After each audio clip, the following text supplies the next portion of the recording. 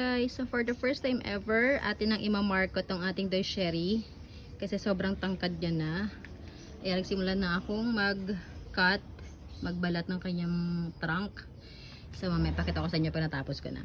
Ayan, nabalatan ko na siya. Ayan. And then, lalagyan na natin to ng root hormone. Meron tayo doon eh. Pero pag wala naman kayong root hormone available, tsaka meron kayo dyang aloe vera, pwede yun. Ayan siya. Yung root hormone na ginagamit ko, pero ngayon ko lang palang siya gagamitin sa ating pag mamarkot. Ano siya, ang ating finish na output product today.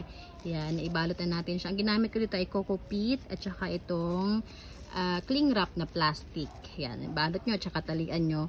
And kung pwede, lagyan nyo na rin ng tukod para sure na hindi ba siya mabali. Yan. Grabe yung pawis ko. So, ngayon yung perfect timing na mag-market kasi maulan. Mas mabilis yung ugat. And speaking of pag mamarkot,